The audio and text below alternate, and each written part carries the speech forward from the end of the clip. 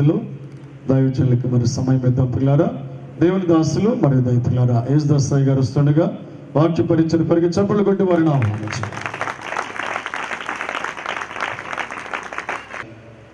Bible గ్రంథంలో నుండి ఆదికాండము 19వ అధ్యాయం 15వ వచనం నుండి 17వ వచనం వరకు ఉన్న దేవుని వాక్య భాగాన్ని మనం చదువుకుందామండి. తెల్లవారినప్పుడు ఆ దూతలు లోతును త్వరపెట్టి, లెమ్ము, ఈ ఊరి దోష శిక్షలో నీవు నశించిపోకుండా నీ భార్యను నీ ఇద్దరు కుమార్తెలను తీసుకుని రమ్మని చెప్పాను. అతడు తడవు చేసెను. అప్పుడు అతని మీద యెహోవా కనికర పడుట వలన ఆ మనుషులు అతని భార్య చేతిని ఇద్దరు కుమార్తెల చేతులను ఎలుపలకి తీసుకొని వచ్చి ఆ ఊరి బయట ఉంచిరి.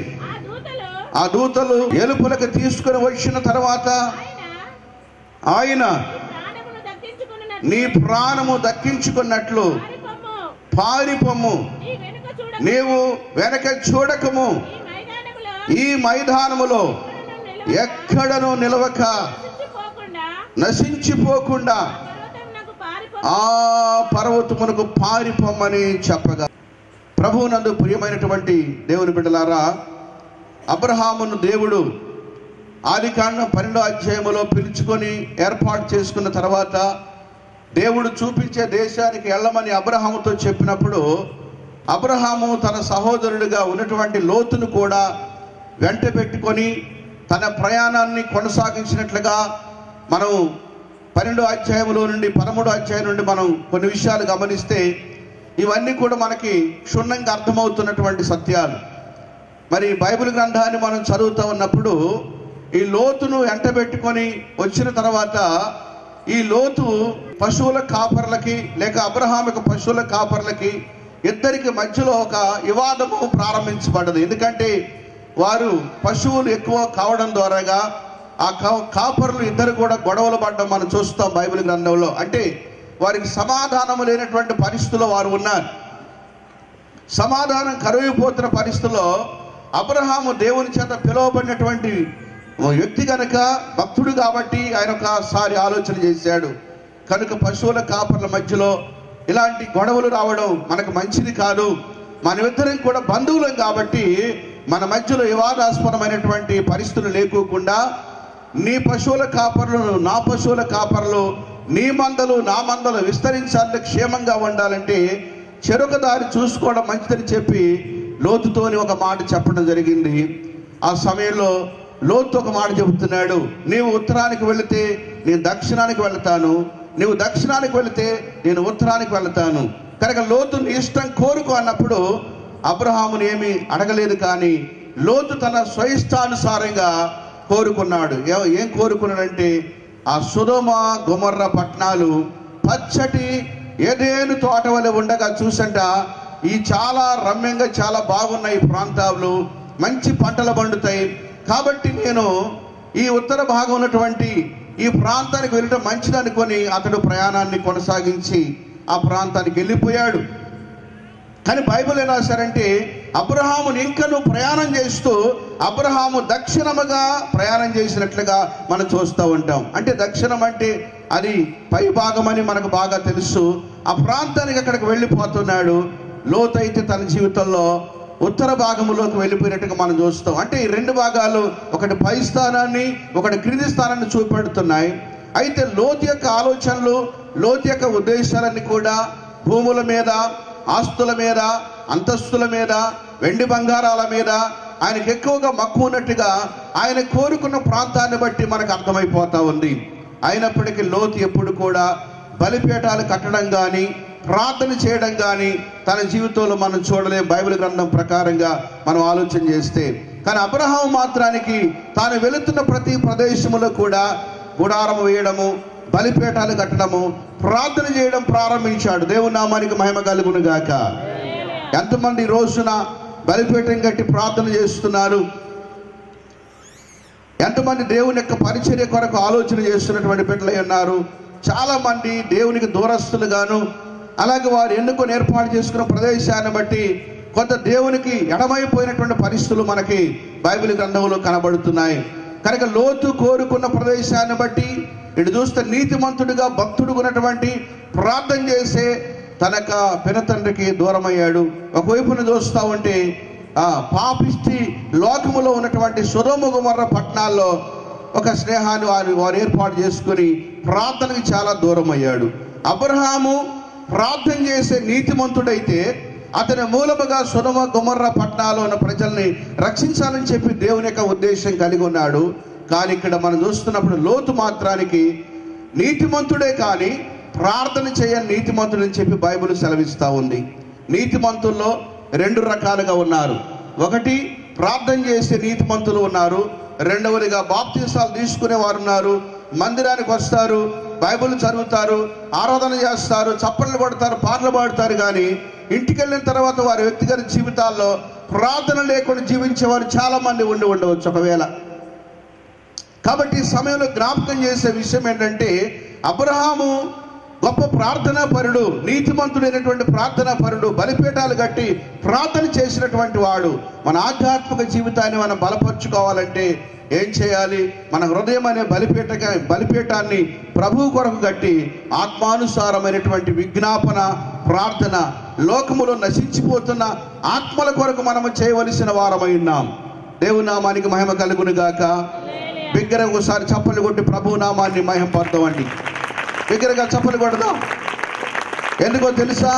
మన జీవితము ప్రార్థనతోనే ముడివేయబడి ఉన్నది.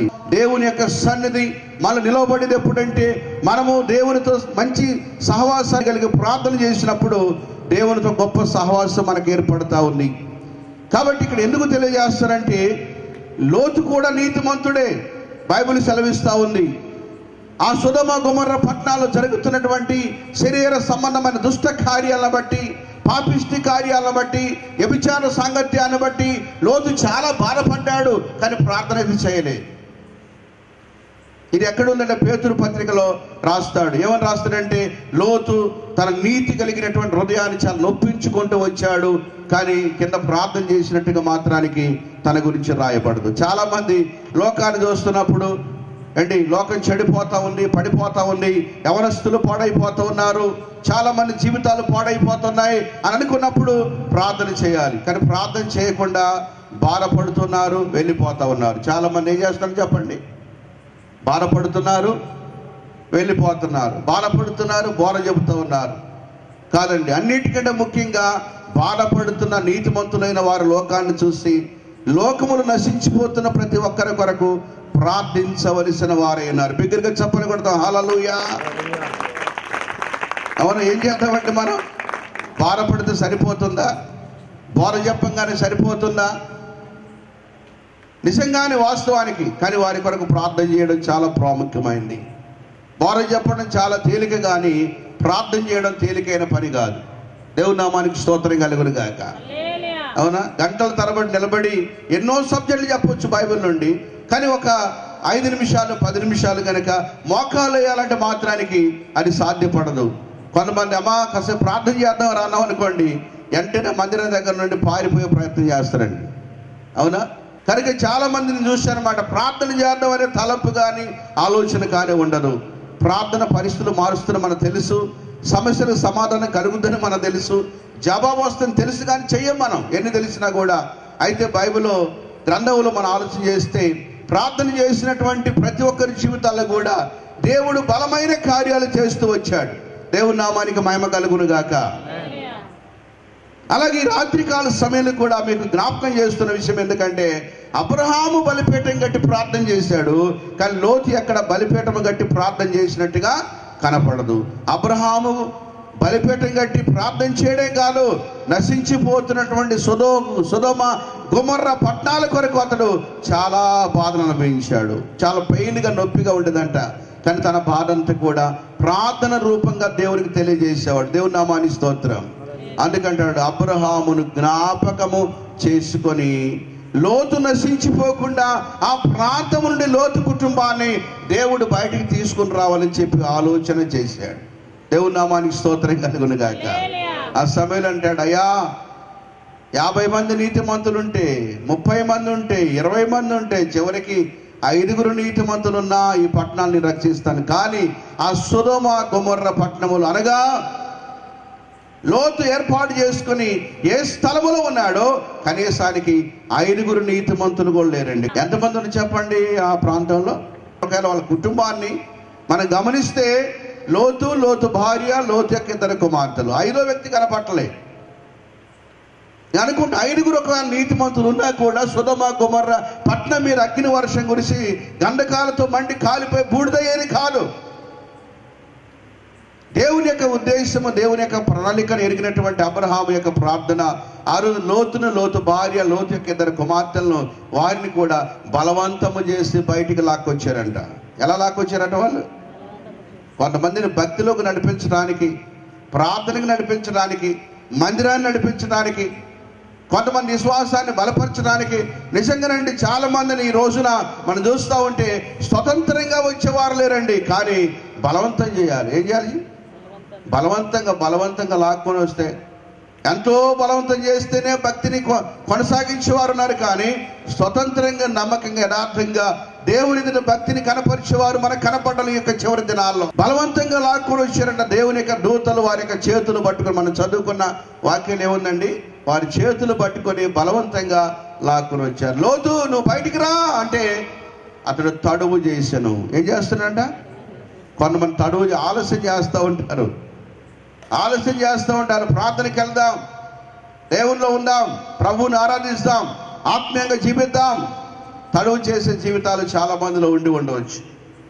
కాబట్టి వాక్య భాగంలో మనం ఆలోచన చేస్తున్నప్పుడు అబ్రహాం యొక్క చరిత్ర ప్రక్కన పెడితే, లోతు ఆ యొక్క ప్రాంతానికి వచ్చిన తర్వాత ఆ ఊరికి ఆ దోషం యొక్క శిక్ష రాబోతుందని చెప్పి తన దూతల ద్వారా దేవుడు మాట్లాడడం జరిగింది. దేవుని నామానికి స్తోత్రం కలుగును గాక. కాబట్టి అప్పుడు వారు ఏం చేస్తున్నారంటే, లోతును, ఆయన భార్యను, ఆయన కుమార్తెలను దేవదూతలు 2 కూడా కలిసి వారిని బయటికి లాక్కొని తీసుకుని వచ్చారు. ఆ సమయంలో 3 హెచ్చరిక మాటలు వారికి తెలియపరచబడ్డాయి. వారి మీద శిక్ష తప్పించబడ్డానికి, వారికి రాబోతున్న నాశనం తప్పించబడ్డానికి, వారి ప్రాణాలు దక్కించుకోవడానికి, రక్షించబడ్డానికి ఈ మూలవాక్యాలు ఏదైతే కారణంగా ఉన్నాయో ఈ 3 విషయాలు మాత్రమే మాటలు చెప్పి ఆశపడుతూ ఉన్నాను. దేవుని నామానికి స్తోత్రం కలుగును గాక. కానీ ఇక్కడ బయటికి తీసుకొని వచ్చిన తర్వాత అన్నాడు, నీ ప్రాణము దక్కించుకున్నట్లు. ఏం దక్కించుకున్నట్లుగా? విలువైనటువంటి ప్రాణాన్ని గురించి మీకు తెలియచేయాలని చెప్పి దేవుడు నన్ను ప్రేరేపిస్తున్నాడు. దేవుని నామానికి స్తోత్రం కలుగును గాక. ఏం కాపాడుకోవాలి? అన్నిటికంటే విలువైంది ఏంటి? అన్నిటికంటే విలువైంది ఏంటంటే మనోళ్ళు అంటారు ఎండి బంగారం చాలా విలువైందిగా చూస్తారు, వస్త్రాన్ని విలువైనగా చూస్తారు, వస్తువులు విలువైనగా చూస్తారు. విలువైనటువంటి కావాలండి అని చెప్పి చాలామంది అదొకటి రోడ్డు కొనుక్కొని బీరువులు నింపుకుంటా ఉంటారు. కానీ బైబిల్ ఏం తెలియజేస్తూ ఉందంటే మన ప్రాణము చాలా విలువైంది. దేవుని నామానికి స్తోత్రం కలుగును గాక. విలువైనటువంటి ప్రాణాన్ని గురించి, విలువైన ప్రాణము రక్షించబడాలనే ఉద్దేశంతోని ఒక 3 హెచ్చరికలు లోతు కుటుంబాన్ని గురించి దేవుని యొక్క దూతలు తెలియజేసినటువంటి మాటలు. ఫస్ట్ నెంబర్ 1, ఆలోచన చేత నన్ను నడిపిస్తావయ్యా, నీ ఆత్మ చేత నన్ను వాడుకుంటావయ్యా.